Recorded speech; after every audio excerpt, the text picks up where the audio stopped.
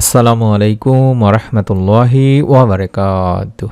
1 minute মাদ্রাসা YouTube চ্যানেলে সম্মানিত দিনী ভাই বোনেরা, আমি আশা করি আল্লাহ তাআলার অশেষ রহমতে আপনারা ভালো আছেন, সুস্থ আছেন। আলহামদুলিল্লাহ, আজ পবিত্র রজব মাসের শেষ জুমার দিন, শুক্রবার দিন। এই দিনে এবং রাতে কম করে হলো এই ছোট্ট 5টি ইস্তেগফার আপনারা অবশ্যই পড়ার চেষ্টা করবেন এবং আল্লাহ তাআলার কাছে আপনার জীবনের সকল গুনাহের জন্য মাপ চাইবেন। রব্বুল আলামিন আপনাদেরকে ইনশাআল্লাহ মাফ করবেন, আপনার পরিবার সংসারে গায়েবী রিজিক, গায়েবী ধন সম্পদ দান করবেন। মনের মধ্যে 100% বিশ্বাস নিয়ে আমলটি করলে আল্লাহ তাআলা ইনশাআল্লাহ রজব মাসের ওসিলায়, শেষ জুমার ওসিলায় আপনাদেরকে ইনশাআল্লাহ অবশ্যই এর ফল দান করবেন। তাই অনুরোধ করছি আমলের উদ্দেশ্যে ভিডিওটি সম্পূর্ণ দেখার। ইসলামের দৃষ্টিতে পবিত্র জুমাবারের রাত দিন অপরিসীম গুরুত্বপূর্ণ। তাই জুমার দিনকে সাপ্তাহিক ঈদের দিন বলা হয়েছে। জুমার দিনের সওয়াব ও মর্যাদা ঈদুল ফিতর ও ঈদুল আজহার মতোই এই দিন ইসলামী ইতিহাসে বড় বড় মহৎ কিছু ঘটনা ঘটেছে।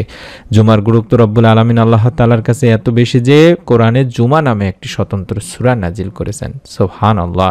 আল্লাহ তাআলা কোরআনুল কারীমে ইরশাদ করেন, হে মুমিনগণ, জুমার দিন যখন নামাজের আহ্বান জানানো হয় তখন তোমরা আল্লাহর স্মরণে মসজিদে এগিয়ে যাও এবং বেচাকেনা বা দুনিয়াবি যাবতীয় কাজকর্ম ছেড়ে দাও, এটা তোমাদের জন্য কল্যাণকর যদি তোমরা জানতে। সূরা জুমার 9 নম্বর আয়াত। এছাড়াও রাসূল সাল্লাল্লাহু আলাইহি ওয়াসাল্লামও একটি হাদিসে বলেছেন, মুমিনের জন্য জুমার দিন হলো সাপ্তাহিক ঈদের দিন। ইবনে মাজার একটি হাদিস। তাই এই জুমার দিনে, বিশেষ করে রজব মাসের শেষ জুমার দিনে আমরা বেশি অন্তত ইস্তেগফারের আমল করব, দরুদের আমল করব, আল্লাহ তাআলার কাছে ক্ষমা চাইব, মাপ চাইব। ক্ষমা প্রার্থনায় তাওবা বা ইস্তেগফারের বিকল্প নেই দিনী ভাই বোনেরা। আল্লাহ তাআলার কাছে ক্ষমা প্রার্থনায় কোরআন সুন্নাহতে অনেক দোয়া ইস্তেগফার রয়েছে, তবে পড়তে সহজ ও ব্যাপক প্রচলিত দোয়ার মাধ্যমে ক্ষমা প্রার্থনা করা যায় এমনই 5টি দোয়া বা ইস্তেগফার আমি আপনাদের সামনে তুলে ধরলাম, যেগুলোর মাধ্যমে মুমিন মুসলমান আল্লাহ তাআলার কাছে ক্ষমা প্রার্থনা করবেন ইনশাআল্লাহ। আর সেগুলোর মধ্যে 1 নম্বর হলো শুধুমাত্র আস্তাগফিরুল্লাহ। 100 বার পাঠ করবেন পবিত্র জুমার দিনে রাতে মিলায়। আস্তাগফিরুল্লাহ এটি সবচেয়ে ছোট ইস্তেগফারের মধ্যে একটি ইস্তেগফার, যার অর্থই হলো আমি আল্লাহর ক্ষমা প্রার্থনা করছি। এর নিয়ম বা নিয়ত হচ্ছে যে প্রতি ওয়াক্ত ফরজ সালাতের বা নামাজে সালাম ফেরানোর পরে রাসূলুল্লাহ সাল্লাল্লাহু আলাইহি ওয়াসাল্লাম এই ইস্তেগফারটি 3 বার করে পড়তেন। সহিহ মিশকাত শরীফের একটি হাদিস। অর্থাৎ আমরা যখন ফরজ নামাজে সালাম ফেরাবো তখন সালাম ফেরানোর পর আস্তাগফিরুল্লাহ আস্তাগফিরুল্লাহ আস্তাগফিরুল্লাহ এভাবে 3 বার পাঠ করব এবং আমরা আরেকটি ইস্তেগফার করব, আস্তাগফিরুল্লাহ ওয়া আতুবু ইলাইহি, আস্তাগফিরুল্লাহ ওয়া আতুবু ইলাইহি। অন্তত কম করে হলো 100 বার পাঠ করব। আমি আল্লাহর ক্ষমা প্রার্থনা করছি এবং তার দিকেই ফিরে আসি। এর নিয়ম হচ্ছে ইস্তেগফারটি প্রতিদিন 70 থেকে 100 বার পড়া। আল্লাহ রাসূল সাল্লাল্লাহু আলাইহি ওয়াসাল্লাম প্রতিদিন 70 বারের অধিক তওবা ইস্তেগফার করতেন। বুখারী শরীফের একটি হাদিস। অর্থাৎ আমরা এটা অন্তত 70 থেকে 100 বার এই ইস্তেগফারটিও পাঠ করব। তারপরে আমরা পাঠ করব রব্বিগফিরলি ওয়া আতুবু আলাইয়া ইন্নাকা আনতাত তাওয়াবুর রহিম। এটি অন্তত 100 বার পাঠ করব। রব্বিগফিরলি ওয়া আতুবু আলাইয়া ইন্নাকা আনতাত তাওয়াবুর রহিম। হে আমার প্রভু, হে আল্লাহ, আপনি আমাকে ক্ষমা করুন এবং আমার তওবা কবুল করুন। নিশ্চয় আপনি মহান, তওবা কবুলকারী, করুণাময়। এর নিয়ম হচ্ছে রাসূলুল্লাহ সাল্লাল্লাহু আলাইহি ওয়াসাল্লাম মসজিদে বসে এক বৈঠকে এই ইস্তেগফার বা দোয়াটি 100 বার পড়েছেন। আবু দাউদ, ইবনে মাজাহ, তিরমিজি, মিশকাত শরীফে রয়েছে। এবং আরেকটি পর্ব, সেটি হলো আস্তাগফিরুল্লাহ আল্লাযী লা ইলাহা ইল্লা হুয়াল হাইয়ুল কাইয়্যুম ওয়া আতুবু ইলাইহি। কম করে হলো 100 বার পাঠ করব। এর অর্থই হচ্ছে আমি ওই আল্লাহর কাছে ক্ষমা চাই যিনি ছাড়া প্রকৃতপক্ষে কোনো মাবুদ নেই, তিনি চিরঞ্জীব, চিরস্থায়ী এবং তার কাছেই তাওবা করে ফিরে আসি।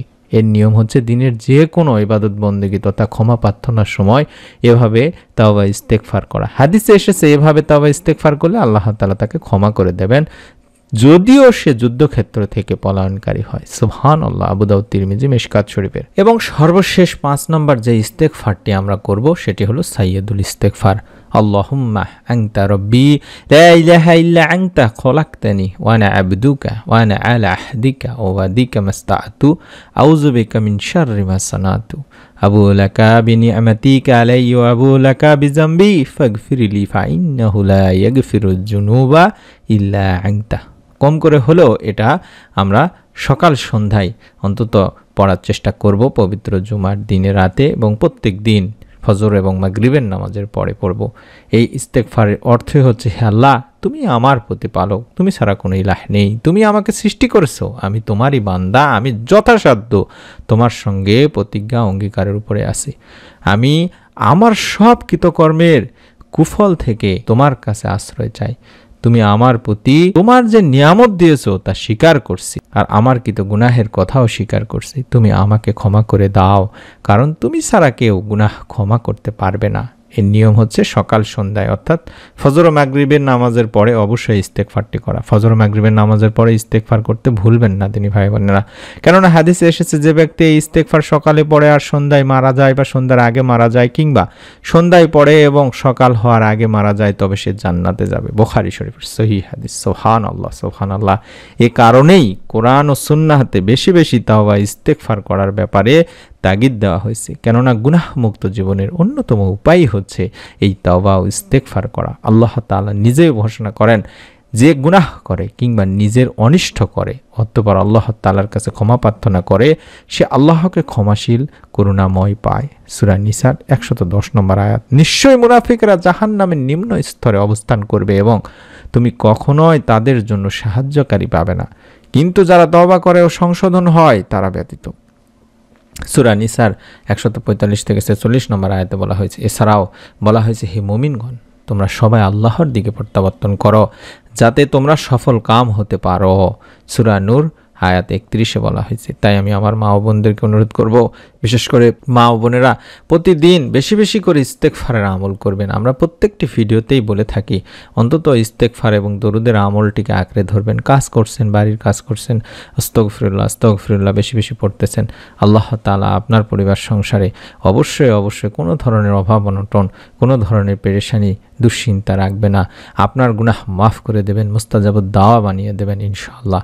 তাই আমি আমার দিনী মা ও বোনদেরকে অনুরোধ করব, আপনারা অবশ্যই আমলটি করবেন। বিশেষ করে আজকের এই পবিত্রতম জুমার দিন, রজব মাসের বরকতময় একটি মাস, এই মাসের শেষ জুমার দিন মন থেকে হলেও এই 5টি ইস্তেগফার বেশি বেশি করে পড়ে আপনার জীবনের সকল গুনাহের জন্য মাপ চাইবেন, পরিবার সংসারে রিজিকে বরকত চাইবেন। ইনশাআল্লাহ রব্বুল আলামিন আপনার দোয়া কবুল করবেনই করবেন। মনের মধ্যে বিশ্বাস নিয়ে আমলটি করতে হবে, তাই একটি নিয়ত করে ফেলুন। ভিডিওটিতে অন্তত একটি করে কমেন্ট করার মাধ্যমে আপনি নিজে আমল করবেন, আপনার নিকট আত্মীয় স্বজনদেরকে আমলটি করার জন্য বলবেন, অন্তত ভিডিওটি শেয়ার করে দেওয়ার মাধ্যমে পরবর্তী নতুন আমলের ভিডিও আমরা যখনই দেব তখনই যেন আপনি পেয়ে যান, মিস না করে ফেলেন। তার জন্য অবশ্যই চ্যানেলটির সঙ্গে থাকার অনুরোধ করছি। সকলে ভালো থাকুন, সুস্থ থাকুন। আসসালামু আলাইকুম ওয়া রাহমাতুল্লাহি ওয়া বারাকাতুহু।